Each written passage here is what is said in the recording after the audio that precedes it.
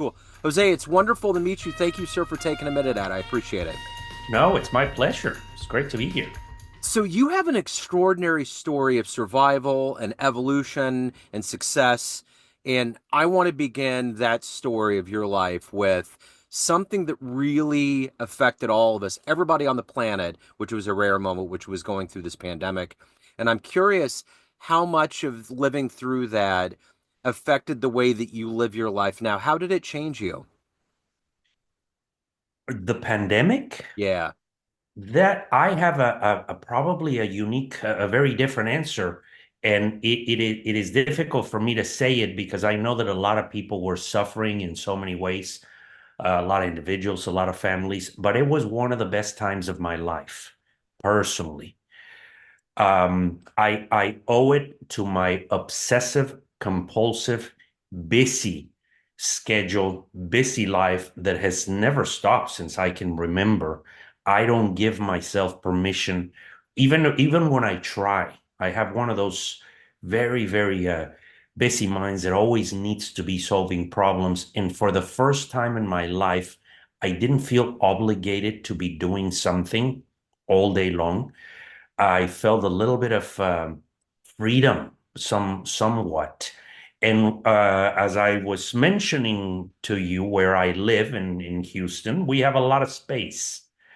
So we got very lucky. In our home. We had a big backyard. The whole neighborhood was to ourselves. So it was a time where I did not have to justify in my brain why not to have meetings, not to go to work, and not to do a bunch of things. We were on hold. The whole planet was on hold. Unfortunately, it didn't last too long for us because in our industry, in the land development and construction, residential construction, a few weeks into it, we began to get busy with traffic, and in a lot of the developments that we were completing got saturated there. And you know what happened. Everybody started looking for homes, and that industry got extremely busy. But it was more difficult for my children. That was difficult, but I enjoyed being with them and hanging out with them, and in doing all those activities that I never got a chance to do before. Yeah. No, I agree. I was in the same boat. I had teenagers at home and it was yeah, it was a different time. It was scary in the beginning, but I think I personally felt like that we had a monopoly. It was a monopoly on us and we had to choose what to do. Are we going to capitalize on it or are we going to chalk it up as wasted time? And I'm not really a big fan of wasting time, so, you know, it's Yeah. yeah. And I'm for some reason it got worse than I think all of us assumed. Yeah. I didn't think it was going in my mind. I was never that worried Yeah. because for some reason I kept thinking something is going to get better here, and someone is going to come up with some solution. The optimist in me, which normally I'm the opposite, but particularly in business, I'm always waiting for something to go wrong, which is a defense mechanism that I apply quite a bit. But this time around, for some reason, I thought things were going to be all right, and I didn't think the planet was going to end. And I began to actually invest in doing a lot of things online, and I started doing some writing. That's how my first book began. I started taking a little time to do that. So yeah, you're right. I mean, there you can either choose to be negative and passive and do nothing, or try to work with it and make something out of that moment.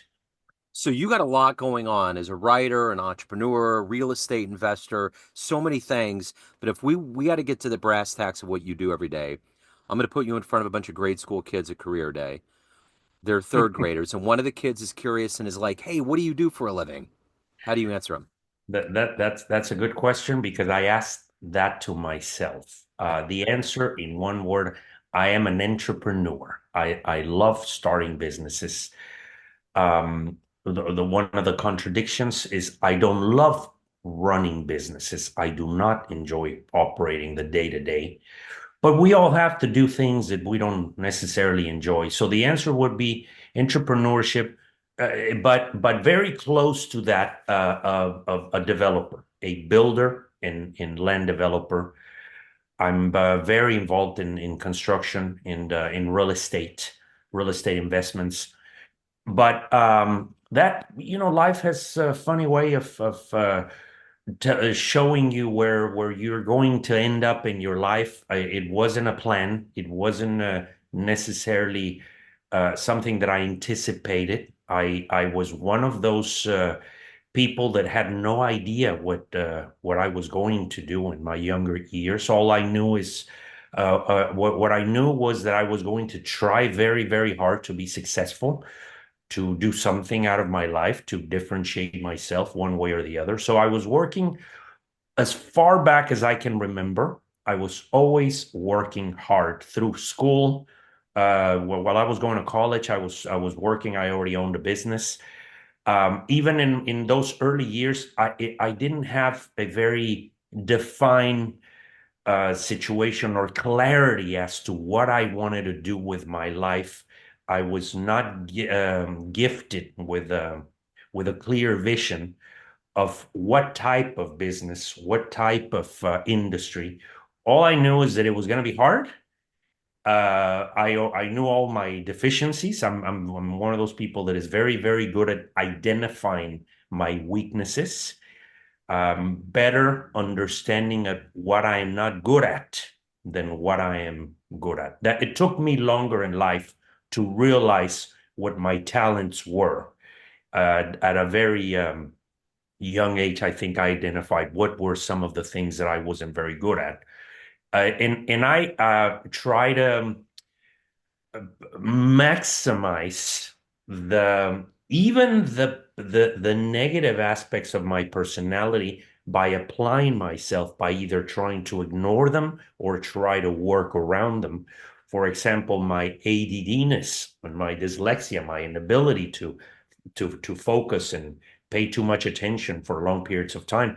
I worked on it and worked on it and figured out how to do activities where I could focus on small periods of time and make something out of it. So I knew that it was going to be a difficult journey, but I also knew that I wanted to get somewhere. And that persistence and that dedication and that repetition eventually made some of these businesses and some of these activities fruitful and successful. So let's go back to the beginning of your life. The cornerstone of your story is that it's miraculous. All the time that you spent in the hospital, all the time that you spent in recovery. Take me back to that time in your life and how that is translated into you being such a success right now. My childhood, as most of us, in one way or the other, had a lot to do with who I am now, with my success. I do attribute it learning very young, at a very young age, about the painful experiences that we go through, about the difficulties in life. Mine was a little more abrupt, more overnight, more dramatic. The accident that I experienced at the age of 4 really woke me up. It changed the course of my life overnight. It changed my identity. It changed the way I perceive the world, and it began to show me the realities of the world. And from that point on, I became a problem solver, and I took it very well for a kid that age. I understood what was happening. I never turn myself into the victim. Poor me. This is happening to me, and why is it happening to me? I never questioned it. I never spent too much time on it.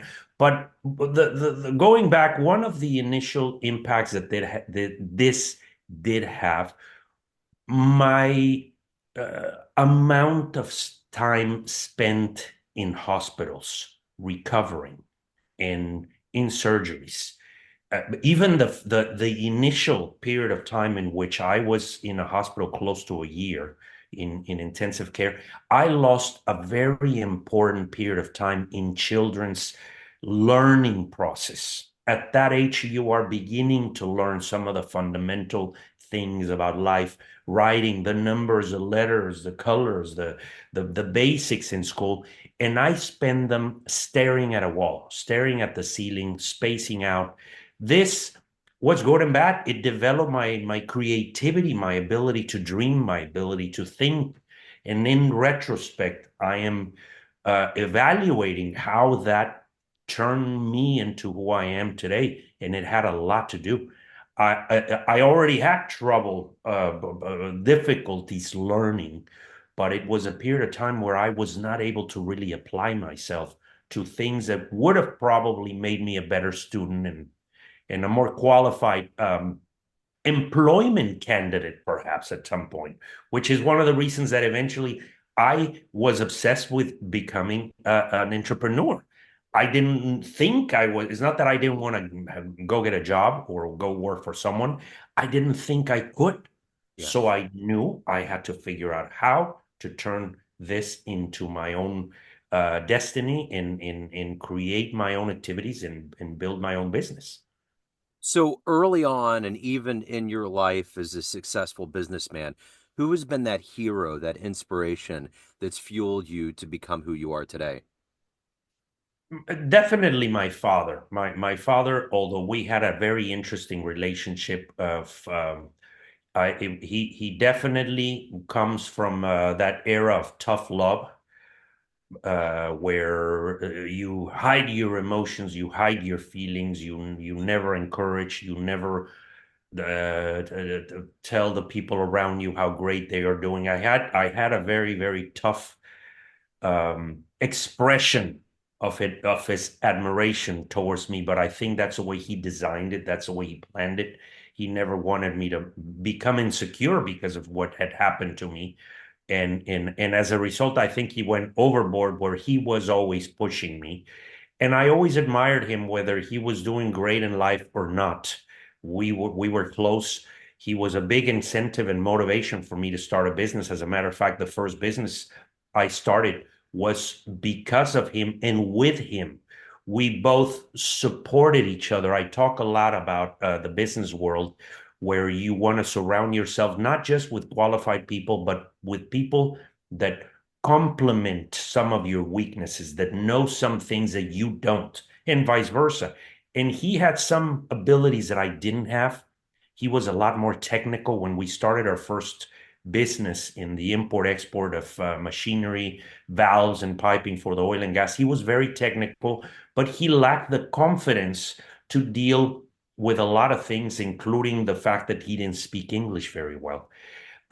So we worked together. I ran a part of the business. He did other things and involved me in areas that I probably would have had a real hard time doing by myself.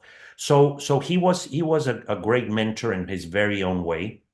And I've had many after that. I've had the pleasure, the honor of working with wonderful people, very talented people that didn't necessarily. This is also something that I like to point out. I've had a very interesting process of learning from mentors, which is different because I've rarely had someone in my life who actually intentionally or voluntarily devoted time to training me or helping me or teaching me. I've had very little of that, but I have had people who were successful that I voluntarily and intentionally paid attention to. So something I recommend to a lot of the newcomers, new entrepreneurs, and young people who are starting with their lives. Don't wait for someone to sit there and teach you and train you and help you and baby you. Learn from them. Pay attention. Look at who is doing well and pay attention to what they're doing and how are they doing it, and try to duplicate some of their talents, some of their routines, and some of the ways that in which they conduct themselves. That's something that I always did. I admired people who were successful, and I try to somewhat become a little bit more like them, and that helped me in my career. That I was always mesmerized by people who were doing well in life. Yeah. So anyway, but that's part of how it all started. Yeah. So take me back to the first business, first transaction, the moment where you knew that your calling was to be an entrepreneur. You found your place on this planet. Well, I'm going to skip the very few experiences because they were during my childhood. In that will be those are very long stories of how I began to get the itch in the excitement of trading and buying and selling. But I'm going to skip to my first official position, or my first official experience as an entrepreneur, which was when I arrived to the U.S. I had already come to United States back and forth a number of times, and I knew and I felt that there were many opportunities here, not only locally, domestically, but internationally, knowing that now being in the United States and this world power, the number one economy, I had access to things that other countries did not.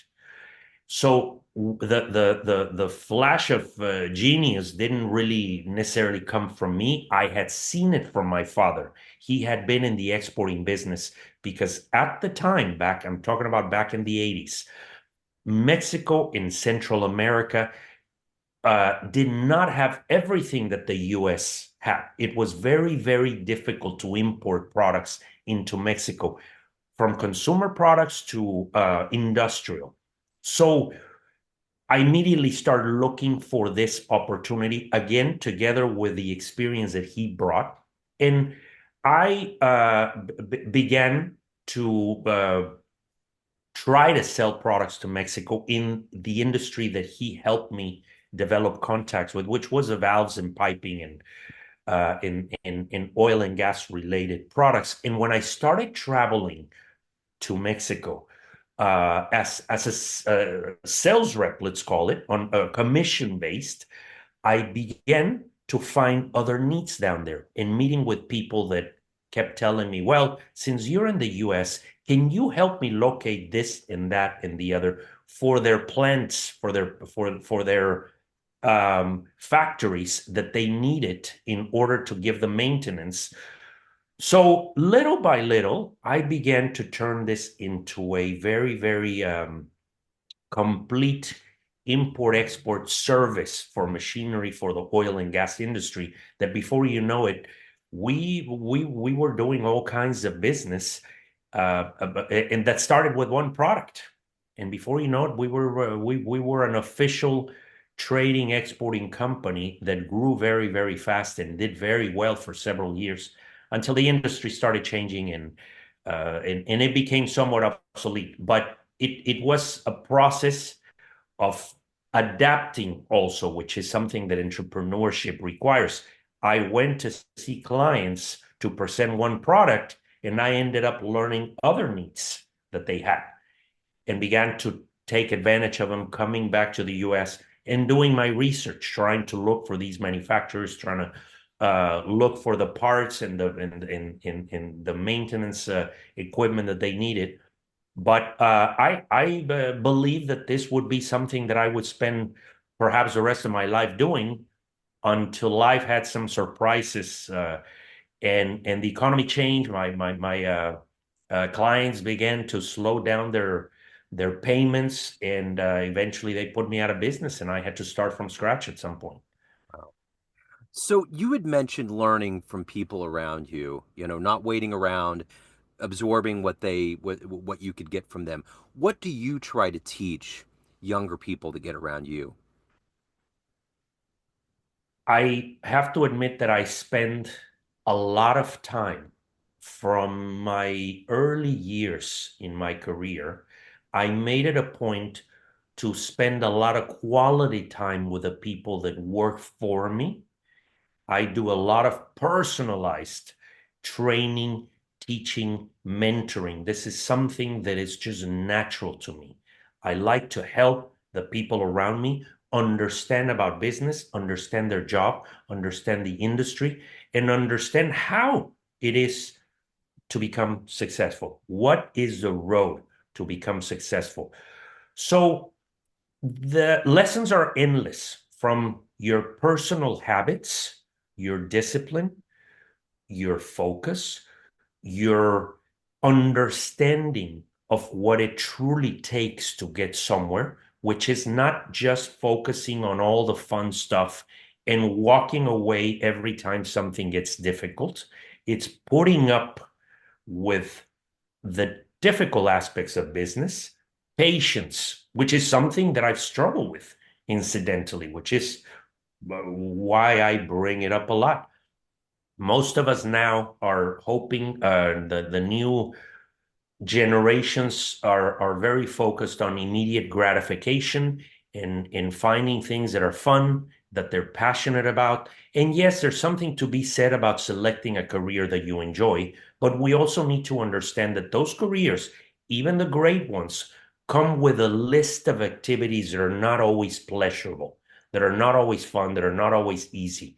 And perhaps a big lesson, or one of the biggest lessons and messages that I like to convey, is that even the fun activities in the fun industries require work, hard work, long hours, and understanding how to solve problems, which is easier said than done. It appears to be a very simple process. Even the way that you go about in questioning what it is that you're doing in every activity that you perform, something that I spend a lot of time doing with the people around me. Yeah. So at the end of the day, everyone has a perception of you, family, friends, clients, colleagues, everyone around you, but you run the show. What's your perception of you? Who do you think you are? Wow, that's a wonderful question. Who are we? Well, I think this is a question that evolves over time. I have been the misconception is that I am this tough, working, obsessed, workaholic, highly responsible and productive, but I am completely different. I am very responsible. I am one of those very, very responsible people that does what he or she has to do. But deep inside, I'm um, I'm a very free-spirited, relaxed, laid-back introvert that prefers to be alone, that prefers a quiet moment, that prefers to space out and enjoy the little things in life. But the irony is that I rarely do it, and I rarely act the way that I really am. And most of the time, I'm acting the way that I feel like I need to be. So my level of responsibility takes over who I really am. And another irony is that I think I've worked so hard most of my life because I didn't want to work all of my life. I wanted to become successful so that I didn't have to worry about money or worry about responsibilities and schedules and disciplines. But at some point, all of that hard work and all of those tough disciplines became part of me. And now I'm having a tough time walking away from that new identity. So now I'm working the opposite way. I'm trying to force myself to slow down a little bit. Yeah. What an irony. Yeah. I stopped working really hard so that I didn't have to do it for many, many years. And now I'm so used to it. Now I have to work on slowing down. Yeah. Yeah. Yeah. So that's a process that I'm working on. And you become a different person over the years. Yeah. No, I totally understand. So if your story is elongated in the business of building, if anyone wants to get a copy, if they want to reach out, learn more about what you're doing, any of the good business, where can they go? JoseBerlanga.com. That is my website. My book is on Amazon. I'm about to publish my second book about land development, land investing, land speculating, fun real estate stuff. My first book, the business of home building, is out. But yeah, Jose Berlanga. I'm beginning to do these fun uh, activities, interviews, and videos because I've been away from social media as much as possible for one reason or another. So I'm also adapting to this new era of social media. Yeah. I'm working on it. Absolutely. You're doing wonderful, Jose. This was illuminating, refreshing. Thank you, sir, for your story. I really appreciate it. And best of luck. Have a great holiday season. Thank you, Joe. You too. It was great being here. Yeah, absolutely.